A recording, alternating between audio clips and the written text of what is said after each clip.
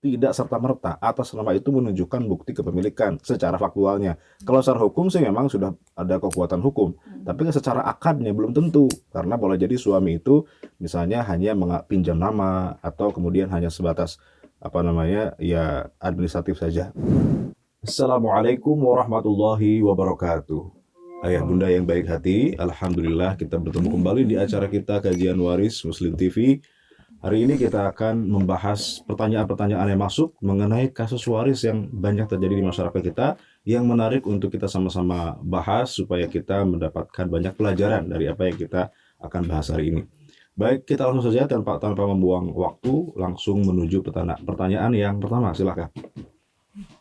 Assalamualaikum Ustaz Wahab. Waalaikumsalam warahmatullahi wabarakatuh. Saya ingin membacakan pertanyaan jamaah yang masuk sosmed muslim. Ya. Ini pertanyaan dari DM Instagram Ibu Rita Palembang, Ustaz. Ibu Rita dari Palembang ya. Assalamualaikum Ustaz. Waalaikumsalam warahmatullahi wabarakatuh. Izinkan saya menceritakan masalah warisan yang terjadi di keluarga saya. Ibu saya wafat beberapa waktu lalu. Almarhumah meninggalkan sebidang tanah seluas 400 meter persegi. Ahli waris terdiri dari 2 anak perempuan. Ibu sudah lama bercerai dengan ayah. Saat kami ingin melakukan pembagian warisan, tiba-tiba ayah saya datang menuntut bagiannya, karena tanah tersebut merupakan harta yang pernah dibeli bersama saat masih berstatus suami istri. Merasa keberatan dengan tuntutan ayah, kami para ahli waris mengajukan gugatan untuk menuntut hak atas harta warisan peninggalan ibu. Pertanyaan saya, Ustadz, apakah kami termasuk anak yang durhaka karena menuntut ayah kandung sendiri demi memperjuangkan hak waris ibu? Oke, baik. Baik, Ibu Rita dari Palembang, pertama-tama kita doakan dulu mudah-mudahan Ibunda Bu Rita diterima di sisi Allah Subhanahu wa taala, dilapangkan kuburnya ya, dan diterima segala amal solehnya. Berkaitan dengan satu harta almarhumah, yaitu tanah tadi ya, tanah seluas 400 meter persegi. Tanah 400 meter persegi ya, yang kemudian ditinggalkan oleh almarhumah. Dan ketika beliau masih hidup, statusnya sudah bercerai dengan suami beliau ya. Iya. Oke, namun pada saat pembagian ya mantan suaminya almarhumah ini datang untuk mengambil bagiannya yang diklaim bahwa tanah itu dibeli bersama-sama ya. Dibeli bersama-sama. Oke. Jadi pertama kita bahas dulu tentang status kepemilikan tanahnya ya. Jadi harus jelas dulu status kepemilikan tanah itu milik siapa sebelum dibagi waris. Tentu yang dibagi waris ya hanya milik siapa? Milik almarhumah ya. Artinya kalau ada klaim dari ayah ini atau mantan suaminya almarhumah ini bahwa dulu dia pernah membeli tanah itu bersama-sama suami istri gitu ya, maka tentu harus dipisah dulu mana miliknya almarhumah yang memang murni milik beliau, kemudian mana yang menjadi miliknya mantan pasangannya. Nah, kalau memang bisa dibuktikan mana milik bapak atau mantan suami almarhumah, mana milik almarhumah sendiri, maka itu dipisahkan dulu. Baru kemudian sisanya dibagi waris, gitu ya. Kemudian tentang ahli waris ibu tadi, gitu ya. Tadi ahli waris siapa aja? Ahli warisnya terdiri dari 2 anak perempuan. Oke. Kemudian ada mantan suami ya. Kalau mantan suami tentu ini tidak berhak. Kenapa? Karena sudah jadi mantan ya. Namanya suami kalau sudah bercerai itu sudah jadi mantan suami. Kalau sudah jadi mantan suami berarti tidak lagi berhak menerima warisan dari almarhumah. Berarti dalam kasus ini yang menjadi ahli waris hanya 2 anak perempuan ya. Ya, ahli warisnya 2 anak perempuan. Nah, sehingga pembagiannya gimana? Pembagiannya harusnya kan setengah-setengah, dibagi rata berdua ini. Jadi tanah yang 400 meter persegi itu dipisahkan dulu mana milik mantan suaminya. Misalnya mantan suami mengklaim bahwa yang dia kontribusi dalam tanah itu misalnya 200% atau 50%, maaf, berarti 200 meter persegi. Berarti kan yang dibagi waris hanya yang 200 meter sisanya ya. Berarti itu masing-masing anak mendapatkan 100 meter persegi ya dari harta atau milik daripada almarhumah gitu. Nah, tentang durhaka atau tidak, tadi kan bertanya ini durhaka atau tidak dia menuntut Menuntut ayah kandungnya sendiri. menggugat ayah kandung Iya. sendiri gitu. Ya kalau itu memang haknya ibu, itu bukan durhaka. Karena memang sudah ada aturannya ya, ini amanah dari Allah Subhanahu wa taala. Asalkan dengan komunikasi yang baik, cara yang sopan santun, tidak kemudian niatnya itu ingin menjatuhkan ayah, ingin kemudian dengan kata-kata yang kasar, itu tentu tidak baik. Tapi dengan cara yang baik, ya kita menuntut hak kita yang memang sudah Allah berikan haknya dalam Al-Quran sebagai ahli waris daripada almarhumah, tentu ini diperbolehkan, bukan termasuk perbuatan yang durhaka ya. Justru yang durhaka itu kalau ada orang yang mengklaim itu harta dia padahal bukan. Nah itu yang durhaka, itu yang begitu, durhaka sama Allah gitu ya. Tapi kalau ini anak memang punya jatah warisan dari almarhumah ibunya, dan ibunya itu punya hak di tanah itu ya, maka itu bukan termasuk hal yang durhaka selagi ya dilakukan dengan cara yang baik, dengan cara yang lemah lembut ya, tidak kemudian malah menjauhkan hubungan antara anak dengan ayah. Walaupun ayah ini sudah bercerai dengan ibu, tapi kan ayah tidak ada istilah mantan ayah, selamanya ayah ya ayah gitu. Jadi tetap harus berbakti sama ayah ya, niatnya ingin menegakkan syariat Allah, bukan ingin kemudian menguasai seluruh harta warisan gitu. Jadi intinya adalah kalau niatnya baik, maka lakukan dengan cara yang baik, insya Allah tidak menjadi masalah, bukan hal yang durhaka. Saya kira itu ya. Ini ada pertanyaan turunan Ustadz Baik. dari Bu Rita. Kami sangat yakin bahwa tanah tersebut milik ibu dan bukan milik ayah, dengan bukti berupa sertifikat resmi atas nama almarhumah. Ya. Sementara ayah tidak mempunyai bukti apapun. Berhubung kami sudah sangat yakin, kami selaku ahli waris sepakat untuk langsung melakukan pembagian tanpa harus menunggu keputusan pengadilan. Pertanyaannya Ustadz, apakah kami salah jika mendahului sebelum putusan pengadilan ditetapkan? Oke. Di sini ada ternyata informasi lain bahwa tanah itu sudah diatasnamakan ibu, gitu ya, secara sertifikat atas nama ibu. Nah, pertanyaannya berikutnya adalah ini memang harus agak sulit untuk melacak ya, karena kan saksi hidup satu-satunya yang ada hanya ayah gitu, dan ayah ini sudah berpisah dengan ibu. Tentu harus dipastikan ini atas nama itu sebetulnya dulu bagaimana akadnya. Apakah memang dulu itu rumah atau tanah ini sudah diberikan sepenuhnya kepada ibu sehingga diatasnamakan ibu. Kalau secara hukum positif ini jelas yang menang ibu karena sertifikatnya atas nama ibu gitu ya. Tapi secara hakikatnya faktualnya gitu boleh jadi ini sebetulnya tanah berdua, kayak tadi kan dibeli bersama ya.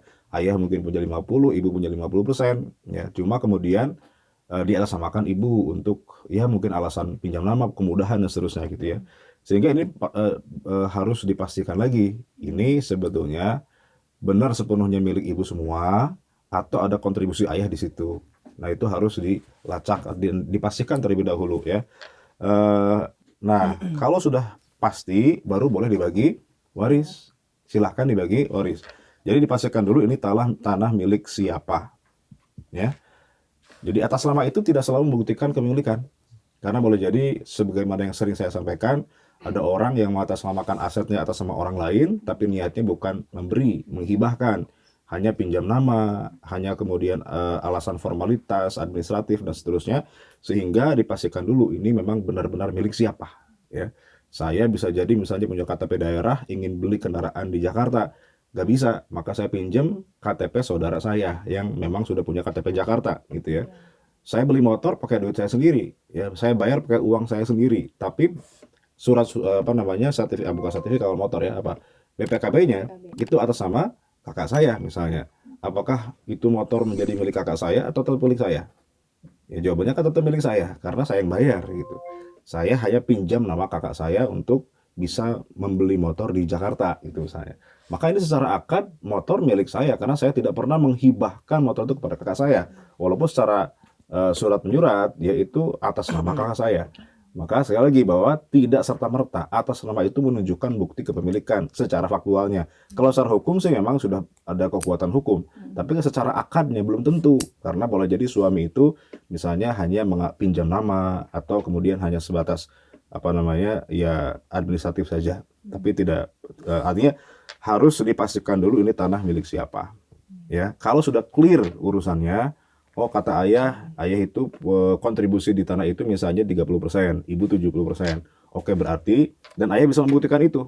Nah, ayah juga harus bisa membuktikan bahwa dia punya kontribusi di tanah tersebut, ya. Karena kalau misalnya ayah tidak bisa membuktikan, hanya klaim secara lisan saja, ya boleh jadi anak tidak percaya, ya. Sehingga di sini nanti yang menang tetap ibu, ya. Artinya ini kepemilikan milik ibu karena yang bisa dijadikan bukti satu-satunya hanya sertifikat itu.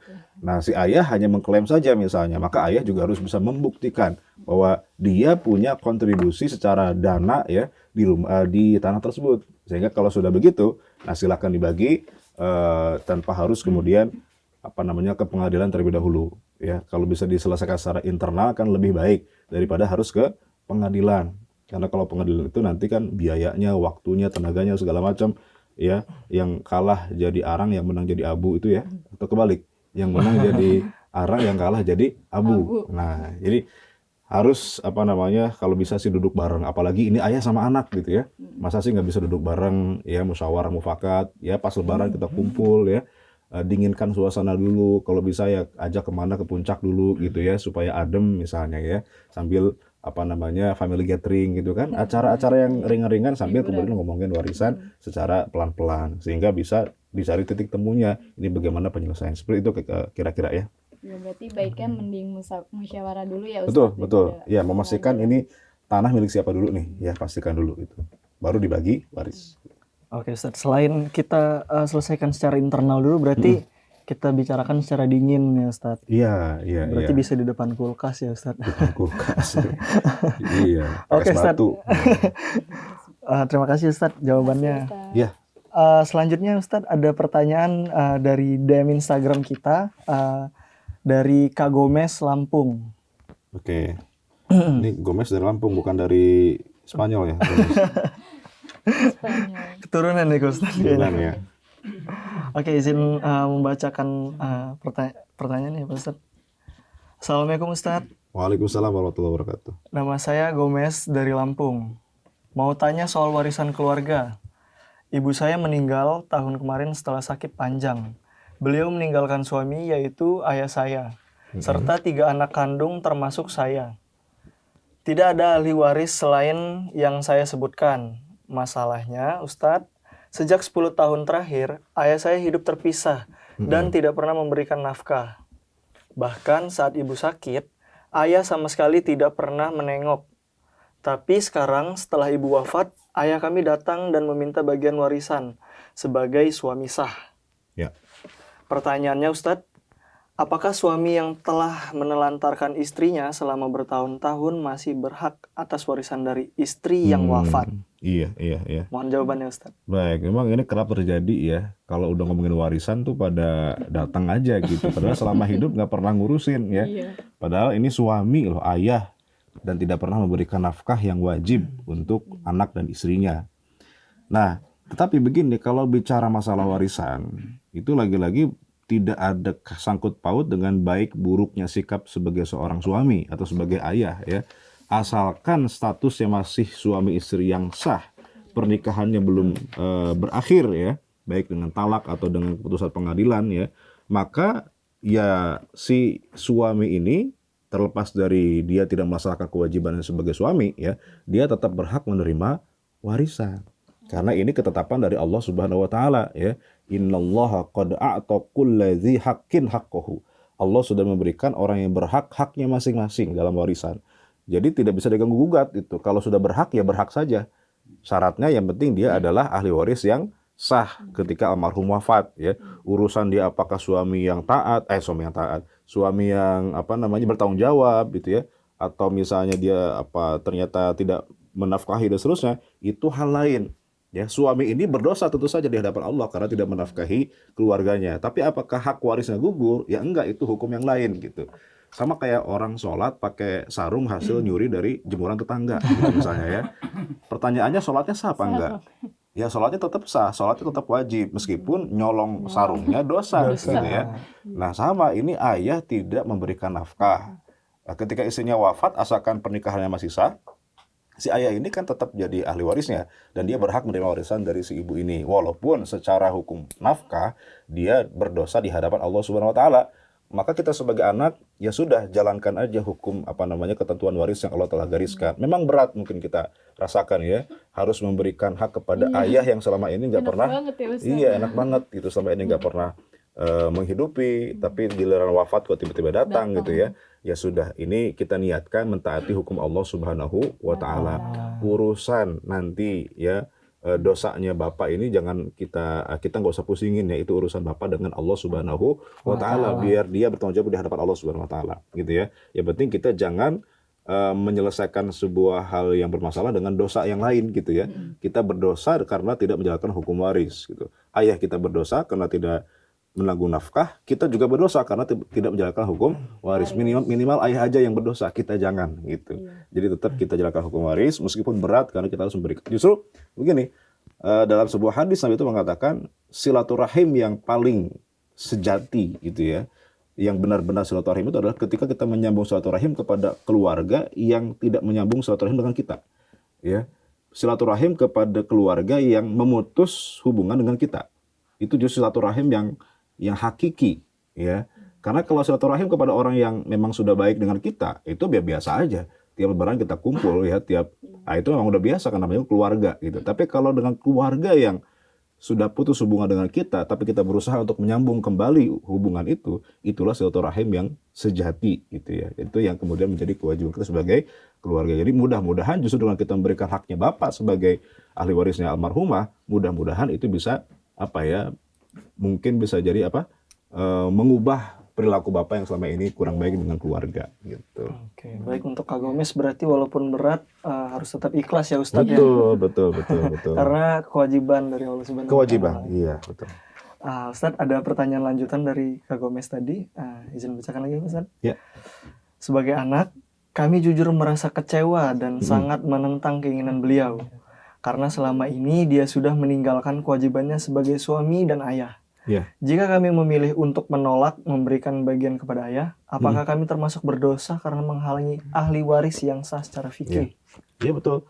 Jadi walaupun ayah kita sudah berdosa karena tidak memberikan nafkah, kita juga ikut berdosa kalau tidak memberikan hak warisnya ayah yang telah Allah tetapkan dalam Al-Quran gitu ya. Jadi jangan ayah berdosa, kita ikut berdosa juga. Ya, cukup ayah yang berdosa saja, mudah-mudahan dia bisa bertobat, memperbaiki dirinya gitu ya. Kita tetap melaksanakan taat dengan hukum Allah Subhanahu wa taala dengan niat baik. Yang mudah-mudahan dengan itu kita tawasul dengan amal soleh, mudah-mudahan ayah bisa berubah perilakunya sehingga kita bisa akur kembali gitu ya. Baik. Oke, Ustadz. Sudah selesai? Kita segmen pertama baik, sudah selesai. Segmen pertama sudah selesai. Insya Allah jangan kemana-mana ayah bunda sekalian, kita akan lanjut di segmen kedua. Assalamualaikum warahmatullahi wabarakatuh.